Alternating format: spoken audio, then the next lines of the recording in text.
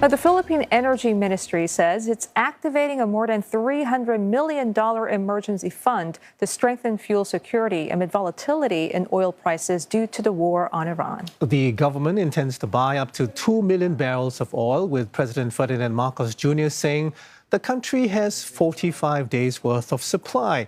Manila declared its first ever national energy emergency on Wednesday. Labor groups staged protests in the capital calling for measures to ease the burden of rising fuel costs.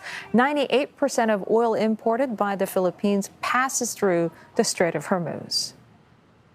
The local price of diesel, which powers Philippine jeepneys, has doubled since the war began.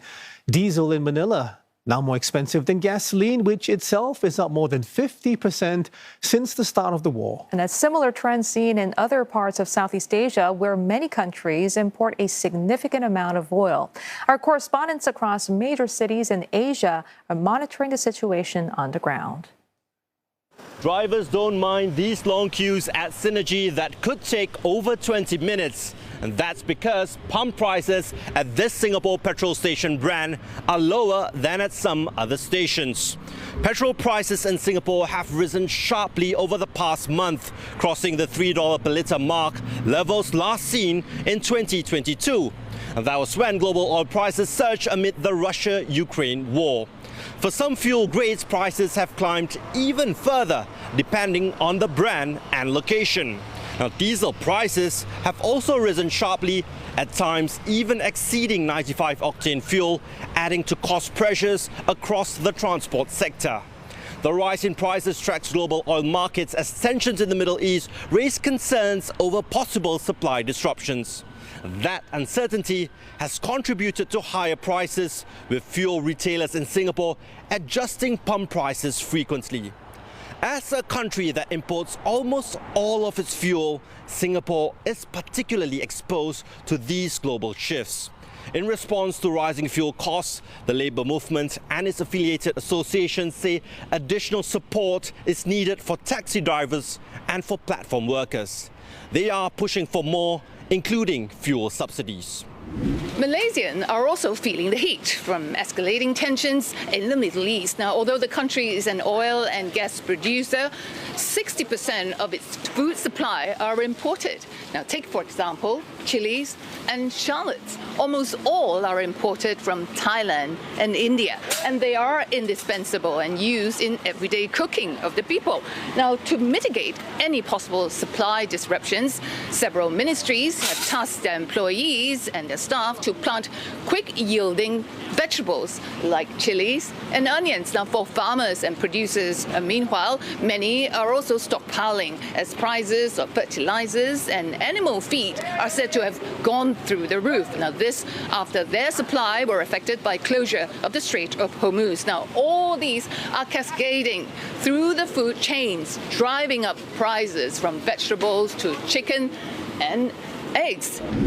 Indonesia set aside about $22.5 billion in its annual budget this year for energy subsidies and to support state energy firms in keeping fuel and electricity affordable. That was based on assumption that crude prices average at $70 a barrel. But officials say subsidies remain sustainable despite the surge in oil prices due to the conflict in the Middle East. Instead, the government is seeking savings of $4.7 billion by boosting renewables, trimming ministry budgets, and introducing a work-from-home policy. In February, Indonesia ran a budget deficit of $8 billion, or 0.53% of GDP.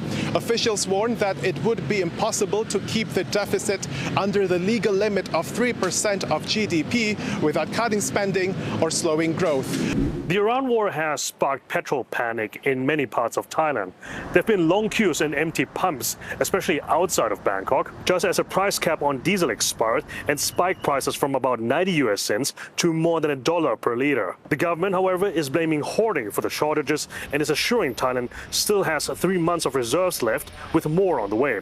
Still, it can and won't intervene to stop fuel prices from rising. The impact on daily life here isn't visible per se, but it starts creeping up on people. Daily goods such as eggs and porks have already gotten more expensive. Even some crematoriums in Buddhist temples don't have enough fuel for funerals. Residents are advised to work from home more often and not to put the AC on full blast, despite this being the hottest time of the year. Tourism, still the country's major breadwinner, is also affected by this. There are less taxis picking up guests at the airport, less boats bringing them to the islands, and subsequently less money in the local businesses going around altogether. And with Songkran, the Thai New Year, around the corner next month, many here are asking whether they should leave the car behind and take the bus across the country or not go home at all.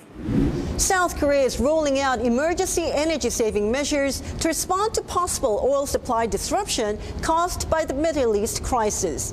Besides calling for the public to turn off lights and take shorter showers, this week it says it began enforcing a mandatory 5-day vehicle restriction system for public sector workers, limiting driving based on license plate numbers.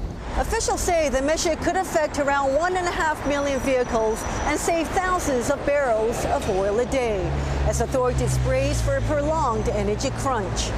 Now, if the crisis drags on, authorities warn these restrictions could expand to all drivers nationwide, something not seen since the oil shock during the Gulf War in the 1990s. Fuel costs spiked after the latest crisis began, forcing the government to impose price controls on petrol.